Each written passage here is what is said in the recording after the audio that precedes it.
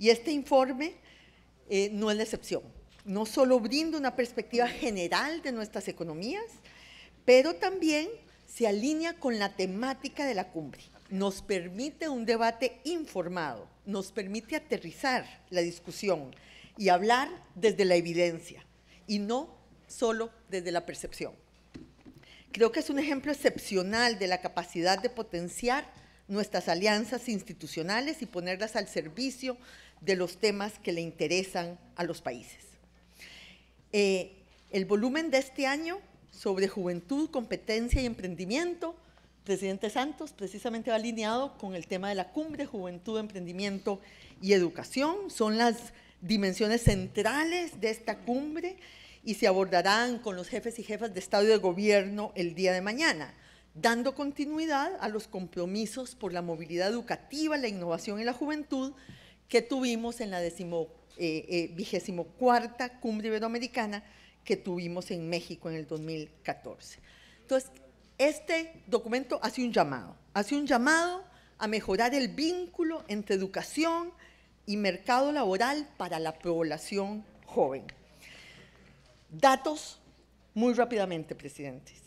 6 de cada 10 personas jóvenes continúan viviendo en condiciones de pobreza en América Latina o de vulnerabilidad, de pobreza o de vulnerabilidad.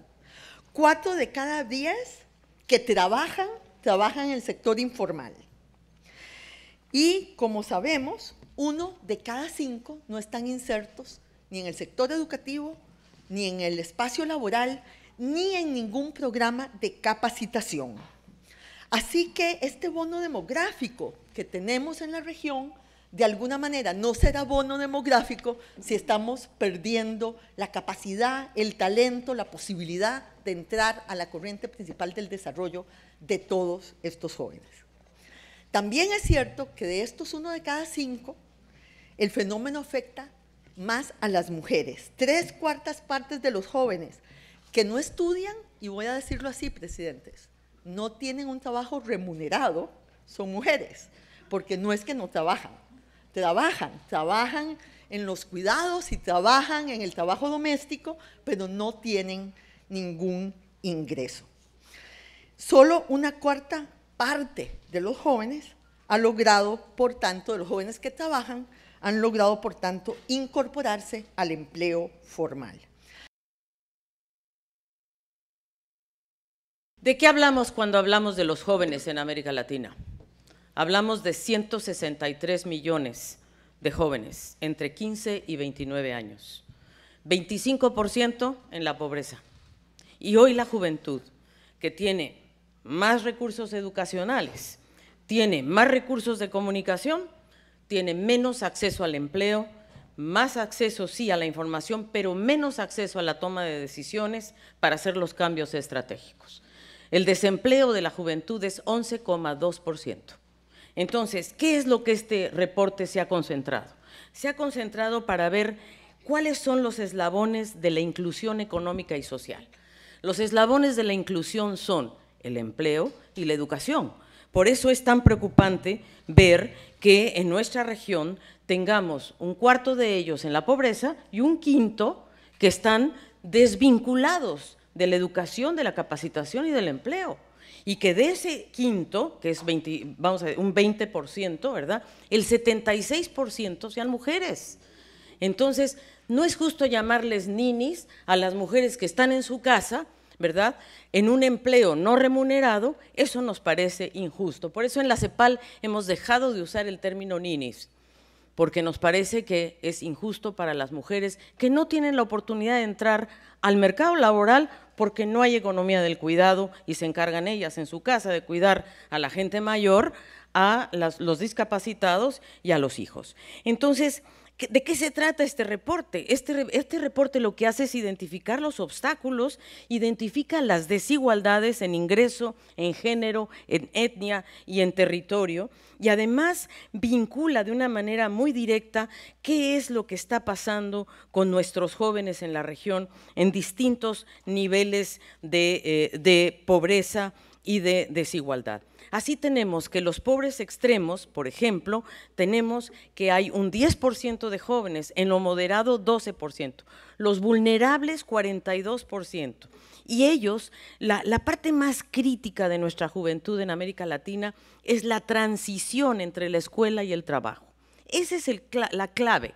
Esos son los jóvenes que se nos van quedando en el camino y que el bono demográfico lo está aprovechando, desgraciadamente, el narcotráfico. Entonces, es ahí donde nosotros tenemos que poner el énfasis, no podemos dejar perder a nuestra juventud. 2/3 de la juventud en América Latina no tiene educación superior, 43 millones, es decir, 31% no han terminado la educación secundaria. Menos del 1% de la juventud en América Latina se dedica a las matemáticas, a la ciencia, a las ingenierías. No pasan la prueba PISA. Entonces, si estamos hablando de la economía del conocimiento, tenemos que hacer que nuestra educación tenga una mejor pertenencia a las ciencias, a la tecnología, a las ingenierías. Nosotros necesitamos verdaderamente, además, romper esa brecha de competencias, porque el 50% de las empresas formales de América Latina, cuidado, no están encontrando la fuerza laboral dotada. Entonces, ¿qué está pasando? Necesitamos conectar a las empresas con esa juventud en búsqueda de mejores y mayores capacidades. El 36% de las empresas en la OCDE tienen el mismo problema, pero el 50% en la nuestra. Entonces salen a buscar fuerza laboral al extranjero. Y estamos hablando de, vamos a decir, de la manufactura que hoy tenemos, la industria automotriz, por ejemplo.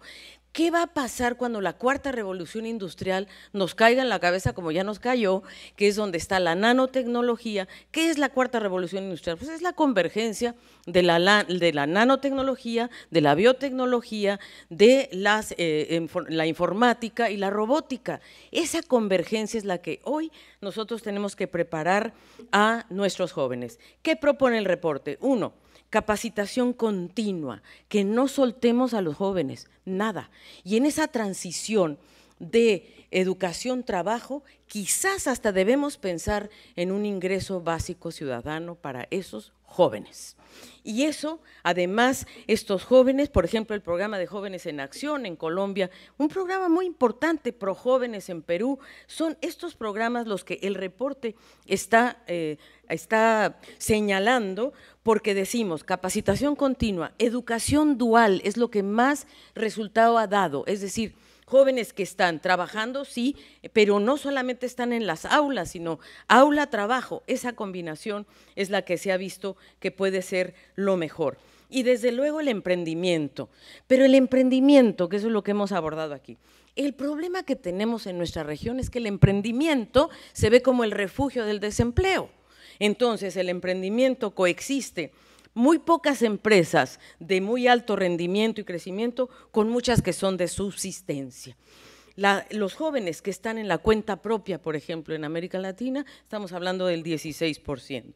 Muchos de ellos quisieran hacer más, pero faltan redes, financiamiento, mercados, instrumentos, y todo eso lo estamos abordando con mucho detenimiento en este reporte, que es, como dice Enrique, listo para que se lo lleven el fin de semana y vean, ¿verdad?, las propuestas que estamos haciendo y que seguramente les van a gustar mucho.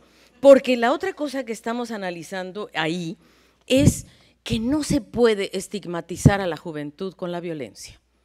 La violencia ha aumentado en nuestra región 11% en 10 años, pero no podemos decir que los jóvenes son delincuentes o violentos por ser jóvenes. Eso nos parece muy injusto porque hay otras razones por las cuales estos jóvenes caen en la delincuencia.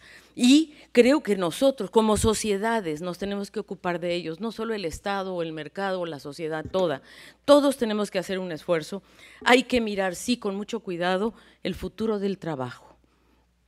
Ese futuro que ya lo tenemos enfrente, que nos va a hacer perder en el mundo alrededor de 5 millones de empleos, que en América Latina eso seguramente va a caer en torno al 1,2 millones de personas de aquí al 2030. No estamos diciendo que se van a perder ahora, pero si no nos preparamos, sí vamos a perderlos, y por eso tenemos que fortalecer la calidad de la educación y creo yo tener una perspectiva de género. Nosotros queremos y proponemos en este reporte ese eslabón de que son los jóvenes entre el presente y el futuro con visión de género, es decir, alguien decía ahí, creo que el presidente de Portugal decía que la educación no es políticamente atractiva. Yo creo que sí, porque lo que hay que trabajar es en políticas para la futura generación y no para la próxima elección. Muchas gracias. Muy bien, el turno ahora es para Gabriela Ramos, consejera especial y directora de gabinete de la OCDE. Muchas gracias y buenas tardes a todos. Presidente Santos, gracias por hospedarnos. Presidente Kuczynski, gracias por escucharnos. Y amigos Enrique, Rebeca, Alicia, son nuestros cómplices, porque esta es la 5ª edición que hacemos con ellos y la 8ª del Latin American Economic Outlook, o LEO, como dice Rebeca, y así lo queremos llamar. Yo quiero además, porque siempre hay héroes desconocidos y los héroes desconocidos están aquí, es Ángel Melguizo, Mario Chimoli, Adriana, quiero que se levanten para que los vean los presidentes y para que sepan quiénes escribieron ese reporte, porque además se pasaron mucho tiempo, y a ver, los demás también los que escribieron, porque además se pasaron mucho tiempo realmente tratando de llegar a muchos acuerdos en temas, por ejemplo, como los ninis, porque pues sí, así les llamamos, pero aprendimos a que no les podemos seguir denominando así, ¿verdad? Porque ellas trabajan. Pero además un gusto estar aquí con 2 de los países con los que la OCDE se ha acercado recientemente. Gracias por mencionarnos, señor Kuczynski, en su alocución en el conversatorio, y pues con un verdadero gusto de los progresos que ha hecho Colombia y Perú en el camino hacia la membresía, y felicitar al presidente Santos, por supuesto, por el Premio Nobel de la Paz. Muy orgullosos, señor presidente. Ya mis compañeros mencionaron los resultados del reporte. Yo diría que es un reporte muy rico, yo de hecho lo leí en el avión, me pareció que tenía mucha información interesante, que nos vamos a fondo sobre los temas de competencia, sobre los temas de mercado laboral, sobre los temas de empresarialidad, y además sobre un tema muy importante que es la participación de los jóvenes en las actividades democráticas, la pérdida de la confianza de los jóvenes en las actividades democráticas.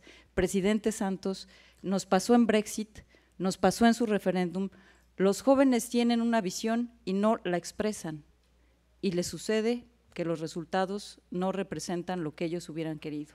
¿Qué es lo que está pasando con esta falta de confianza en las instituciones? Creo que este es un tema que no es solamente de América Latina, es del mundo, es de la OCDE, de todos los países avanzados. Hay una desconexión de la juventud con las instituciones democráticas, y creo que esto es un tema muy importante. Y está vinculado con la construcción de lo que han ya mencionado tanto Enrique como Alicia, tiene que ver con las oportunidades, tiene que ver con la inversión que hacemos en los jóvenes en los diferentes niveles y con los resultados que podemos obtener justamente con ese bono demográfico, 163 millones.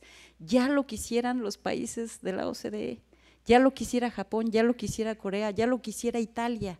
Están en un decrecimiento impresionante. Entonces hay un sentido de urgencia justamente de cómo invertir en estos jóvenes y cómo lograr avanzar en el desarrollo de nuestros países mediante pues justamente revalorizar estos activos. Para la OCDE este estudio se enmarca además en nuestra iniciativa de crecimiento incluyente, porque ya lo reconocimos en la ministerial de este año, que además nos acompañó el presidente Santos también, que la productividad o el decrecimiento de la productividad que se ha experimentado en los países de la OCDE y la baja productividad que tiene América Latina en lo general, pero que además también está decreciendo, no está desvinculado de la desigualdad de oportunidades y de la desigualdad del ingreso. Al contrario, están muy vinculados y se refuerzan, porque ya lo dijimos, si tenemos en América Latina, respecto a los países de la OCDE, lo mencionó Alicia, en el programa PISA, 80% de los estudiantes de América Latina se colocan en el nivel de desempeño más bajo, y vamos además a hacer la presentación en diciembre de este año de la evaluación de los estudiantes de la OCDE. Tenemos 5 niveles, América Latina se ubica en el nivel 1, 2, 3, y todos los países asiáticos se ubican en el 5, en el 4, 5 y 6. Entonces, ahí hay un tema muy importante. Pero además, América Latina es la región que más reproduce las condiciones socioeconómicas de los estudiantes. Es decir, los estudiantes que tienen peores desempeños son los que provienen de familias en desventaja. ¿Qué pasa en los países como Corea o como Finlandia o como incluso China? Hay un rompimiento de ese vínculo. La diferencia entre los estudiantes de familias favorecidas o de familias en desventajas es mucho menor. Y en América Latina, sin embargo, tenemos esa reproducción de la desigualdad que se hace a través de las escuelas. Y quiero decir que es un drama porque hemos invertido mucho en las escuelas, se ha avanzado mucho en la escolaridad, se ha incrementado el nivel educativo de nuestros países, pero creo que se tiene que invertir en la calidad y se tiene que invertir en los sectores más vulnerables para que alcancen niveles de educación superior. Y además el tema de ciencias, tecnologías, matemáticas, ingeniería, que no es un tema de género, en los países de la OCDE es un tema de género, las chicas no escogen esas disciplinas, en América Latina es un tema de los jóvenes en general, entonces eso, y luego pues nos sorprendemos que el 50% de las empresas señalen que no encuentran las habilidades que necesitan para el trabajo, que es otro de los temas que abordamos ahí. A nivel laboral, ya lo mencionaron también Enrique y Alicia, necesitamos una mejor conexión entre el mercado laboral y el sistema educativo, tenemos que pensar cómo vincular mejor la escuela y el trabajo. Es cierto, hay muchos esquemas y obviamente uno de los más famosos es el esquema alemán, en donde se les permite a los estudiantes estar involucrados con la empresa mientras estudian, y creo que esto sería una manera importante de avanzar también en la economía digital y combinar la enseñanza con estadías profesionales y laborales. Pero ahí también no es una cuestión del gobierno, es una cuestión de la empresa. La empresa también tiene que hacer un esfuerzo por pensar y repensar cuáles van a ser sus demandas y expresarlas a las instituciones que están capacitando a los jóvenes. Quiero también reconocer, porque además hay muchos reconocimientos y seguramente les va a gustar, señores presidentes, verse reflejados ahí. Hay reconocimientos a varios de los programas que están haciendo ustedes, por ejemplo, la Ley de Universidades o Institutos de Formación Técnica de Perú o las iniciativas de México y Colombia con la industria automotriz. Este tipo de programas faros en sus países yo creo que sería importante tratar de escudriñarlos y ver qué es lo que está funcionando y cómo podemos ampliarlos a diferentes niveles. También hablamos de la empresarialidad, 26% de los empresarios en América Latina son por necesidad.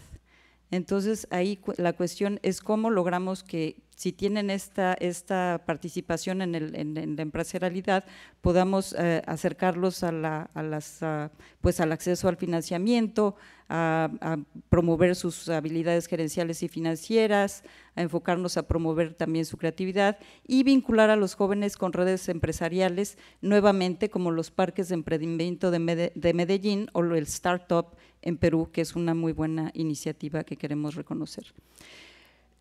Muchas, como dicen, evidencias, muchos análisis, muchas recomendaciones, se los recomendamos realmente y al público que lo lean, pero creo que un punto que fue muy importante señalado por mis colegas de la CAF y de la CEPAL es que América Latina obviamente ya no puede depender de las materias primas. Este año es uno de los primeros años en que hay una desaceleración importante y va a haber crecimiento negativo. Desigual, no todos los países van a crecer negativo, justamente Colombia y Perú no lo harán, pero la mayoría tiene crecimiento negativo. El ambiente internacional no nos va a ayudar más, le llamamos la trampa del crecimiento en el mundo, porque hay un crecimiento bajo, el comercio está bajo, la inversión está bajo, la demanda está baja, no va a aumentar. Entonces, América Latina tiene que mirar hacia adentro y tiene que invertir en sus activos para que las nuevas fuentes de crecimiento y de productividad sea justamente la inversión en los jóvenes. Y quiero además decir que pues no podemos seguir esperando. Hicimos un cálculo, si todos los jóvenes que se encuentran en la informalidad fueran integrados mediante todos estos programas, tendríamos un 4% más del PIB regional. Y esto pues significa quizás un nuevo Perú en una década o un nuevo Colombia. El futuro no puede esperar, como en la maravillosa historia descrita por el Premio Nobel colombiano, no usted, señor presidente, a usted ya lo felicitamos, pero ahora estamos hablando de García Márquez. en donde en su maravillosa historia del amor en los tiempos del cólera, Florentino Ariza esperó 5 décadas. Pero aquí ni la CEPAL, ni la CAF, ni SEGIF, ni todos los que creemos en América Latina vamos a esperar ni un día más en continuar apoyando con estas ideas y con estas reflexiones. Muchas gracias.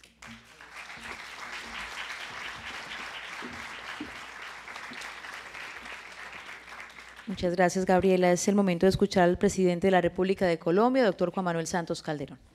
Bueno, muy buenas noches a todos. Presidente Kuczynski, presidente Martí, y saludamos también a todas las personas que han hecho uso de la palabra, de las diferentes instituciones que nos presentan esta lectura apasionante, 335 páginas. Vamos a leerla con muchísimo cuidado, vamos a invertirle, como dice Enrique, todo el fin de semana para que podamos digerir este estudio. Pero no, muchas gracias porque realmente este ejercicio que hacen ustedes todos los años es de una inmensa utilidad. Yo voy a ser muy breve porque estamos muy retrasados en el horario, pero quiero referirme a un tema que Gabriela mencionó y que creo que es clave y que nos ilustra en cierta forma y nos ayuda a priorizar lo que debemos hacer, no parándole bolas a los asesores, presidente Kuczynski, sino simplemente haciéndole caso al sentido común y a la historia. El tema, la palabra clave de productividad. América Latina en general ha tenido ese problema hace muchísimos años y como bien aquí se dijo, los ciclos económicos son tan inexorables como los impuestos y la muerte. Siempre hay ciclos económicos y no puede uno depender de los ciclos económicos porque esos ciclos económicos atentan contra las políticas de largo plazo. Por eso el tema de la productividad y para nosotros los países latinoamericanos se vuelve clave.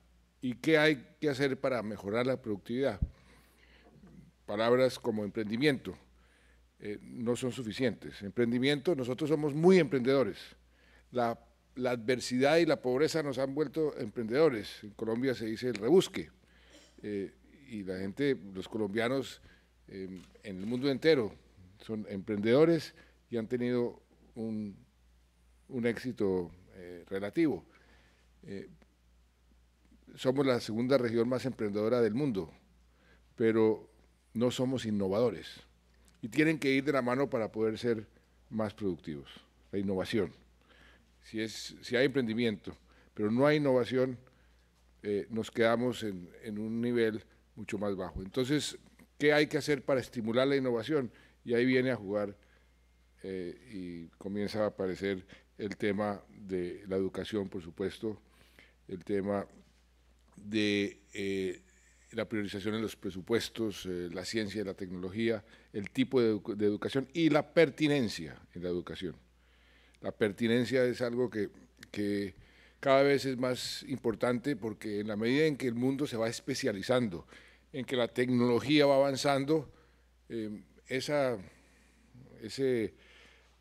disociación que hablaba Alicia Bárcenas entre tenemos un desempleo muy grande, pero al mismo tiempo las empresas se quejan de no tener la mano de obra que necesitan. Ahí es donde la pertinencia entra a jugar un papel fundamental. En el caso colombiano, por ejemplo, nuestra institución que capacita a los técnicos y a los tecnólogos, que es el SENA, hemos hecho un gran esfuerzo para que la empresa privada y el SENA logren coordinarse mejor. Y en pocos años logramos unas cifras muy impresionantes. Hace 6 años, el número de aprendices del SENA que encontraban empleo después de capacitarse era de 1 de cada 4. Hoy hemos aumentado eso a 2 de cada 3 y para el año 2018 vamos a hacerlo 3 de cada 4, o sea, el 75%. Y eso se logró simplemente con una coordinación mucho más fluida, una comunicación mucho más fluida entre esa institución y el sector privado. Y a cada empresa que llega a Colombia, yo personalmente muchas veces le pregunto, ¿tiene mano de obra capacitada? ¿Tiene suficiente? Y si no, trabajemos juntos para desde ya crear el curso allá en el SENA que le capacite a los empleados suyos del futuro. Y eso ha generado una dinámica muy positiva. Mencionaba algunos de ustedes, creo que Alicia, programas de jóvenes en acción. Ese es otro enfoque y otra política que ha sido muy exitosa, que tiene que ver también con esa brecha que hay entre la educación, el bachiller y lo que Alicia mencionaba, esa transición hacia el empleo. Esa diferencia es donde hay unos problemas muy serios por resolver. ¿Qué hicimos ahí? Como la mayoría de los países de América Latina, nosotros tenemos un programa de subsidios condicionados. Entonces le damos un subsidio a la familia para que los hijos, para garantizar que los hijos vayan a la escuela y vayan a los puestos de salud. Es subsidio condicionado que ha sido en Colombia bastante exitoso, lo llamamos Familias en Acción. Pero cuando llegué a la presidencia y ese programa lo lanzamos hace cerca de 16 años, estábamos en el Ministerio de Hacienda en ese momento en una crisis muy seria, crisis económica la más seria que hemos tenido en los últimos 100 años. Entonces la forma de ayudar a las familias fue a través de ese subsidio condicionado que resultó bastante efectivo para mantener a los niños en el colegio y para que hicieran ejercieran su responsabilidad en materia de salud.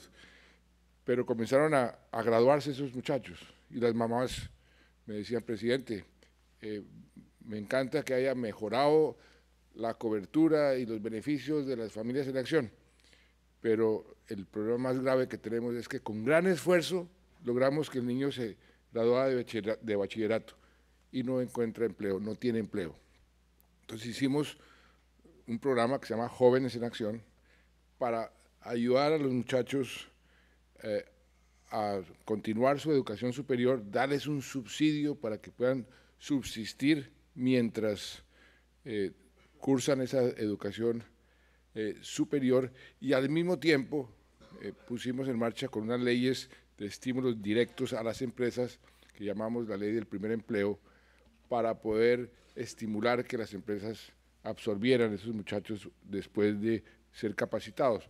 Y eso nos ha permitido bajar el desempleo en la juventud muchísimo más de lo que hemos bajado en el país. En el país logramos bajar, llevamos cerca de 60 meses casi que continuos bajando la tasa de desempleo, pero mucho más en los jóvenes, que hemos logrado bajar casi 6 puntos, un poquito más, 7 puntos, la tasa de desempleo en la juventud, que eso es bastante. Todavía está mucho más alta que el promedio, pero ahí focalizando la acción, hemos logrado mejorar los indicadores. Finalmente, en la parte de la pobreza, creo que Alicia lo conoce muy bien. Nosotros con México comenzamos un plan piloto con la Universidad de Oxford para aplicar la medición de la pobreza con otros criterios, con el criterio de cuáles son las necesidades básicas.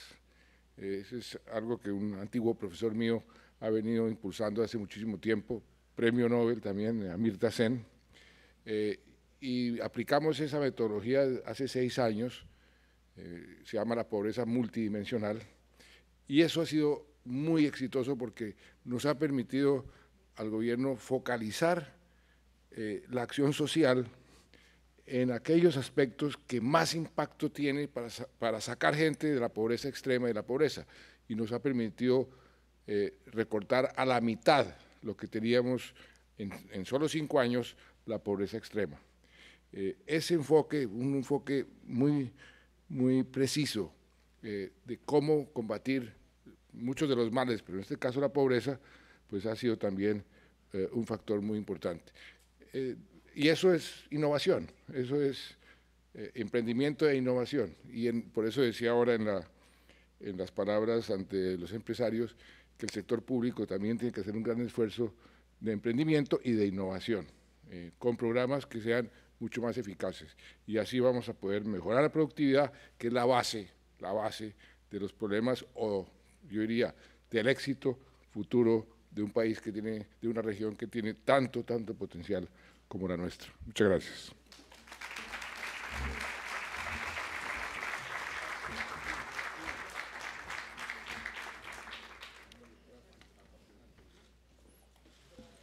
Presidente Pedro Pablo Kuczynski, lo llamamos por favor para que se comunique con nosotros sobre este informe. Bueno, vamos a ser muy breves. Muchas gracias por escucharme. Felicitaciones a la CAF, a la OCDE y a la CEPAL por este lindo informe. No puedo decir que he leído todo, pero el otro día Ángel Gurría me dejó el informe en mi casa en un desayuno junto con una pila de estudios de este alto, y solo me llevé esto para leer en el avión, el más chiquito de todos.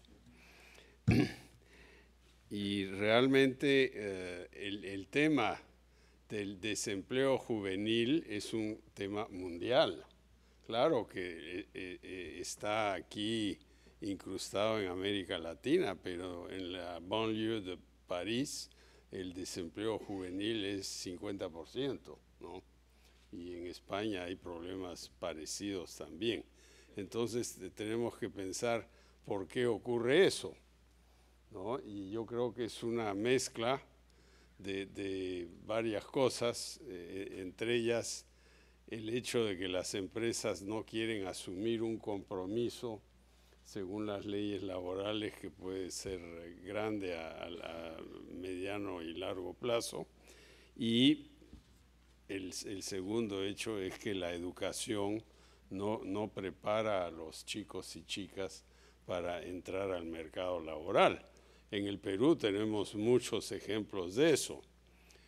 Como lo dije hace un rato, la educación universitaria es la ambición de un joven o una joven, y por eso tenemos 1 millón de estudiantes universitarios en un país de 32 millones de habitantes, porque las universidades venden la esperanza. Pero ¿qué hacen las universidades? Sobre todo las de carácter comercial, que son privadas todas.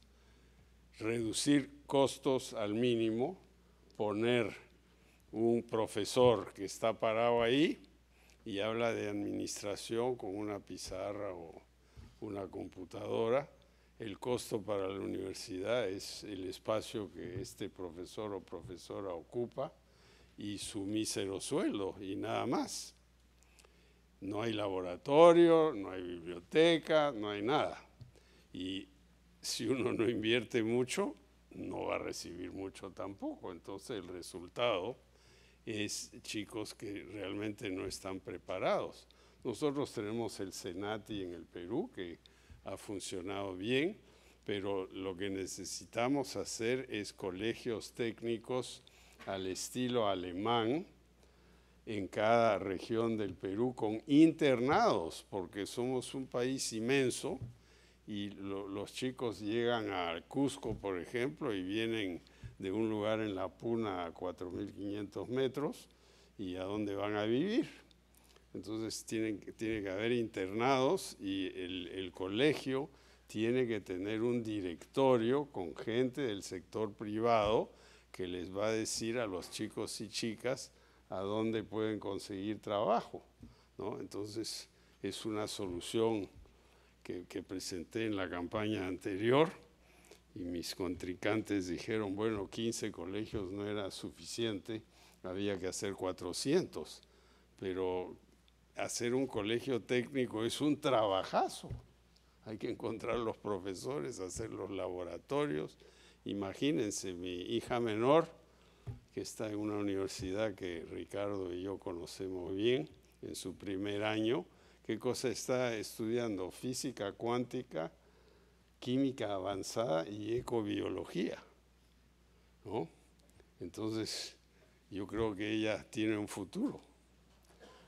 Pero si estudian cosas así vagas, pero tampoco podemos apartarnos de la poesía, la literatura, la filosofía.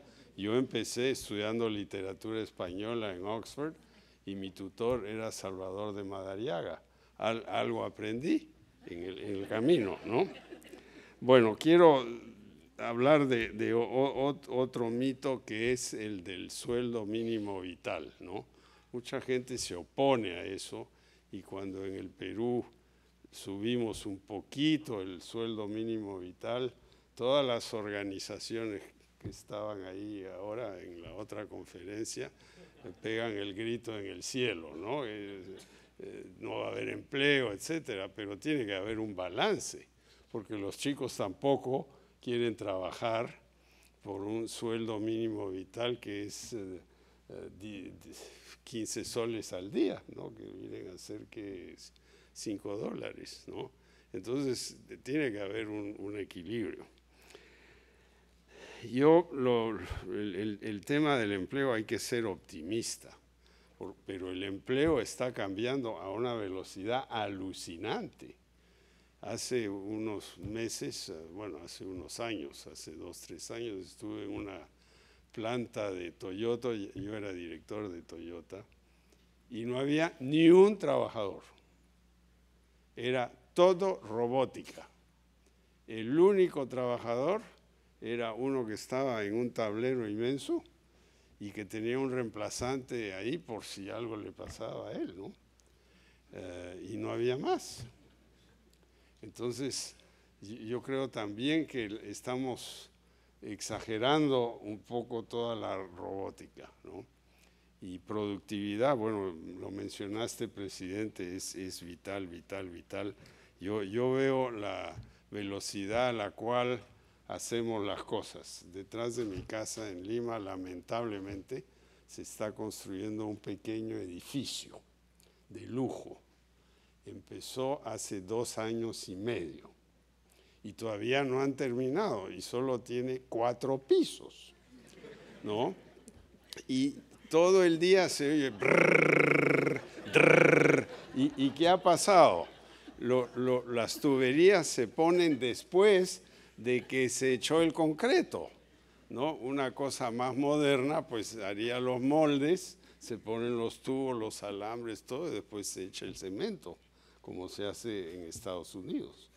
Entonces, aquí tenemos mucho que aprender. Y en otra anécdota casera, y ya con esto termino, en mi casa tengo un baño a vapor, ¿no? Baño turco, bueno, algo así, ¿no? Y un buen día, de repente, pienso que hay un terremoto o algo, porque empezó a temblar todo el baño, la cosa.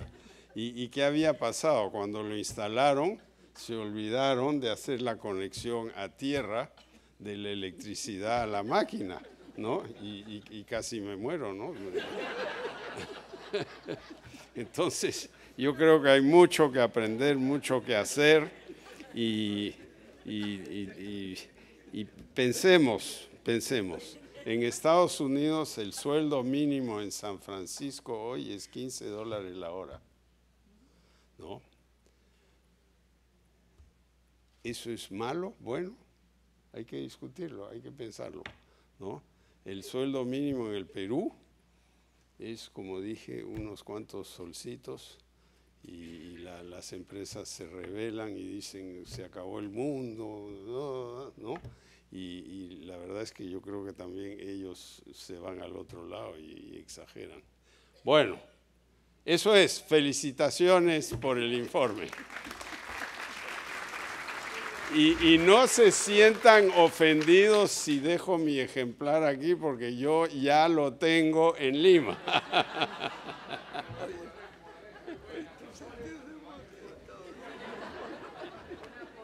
Muchas gracias a todos. Hasta mañana, una jornada larga y que disfruten la heroica.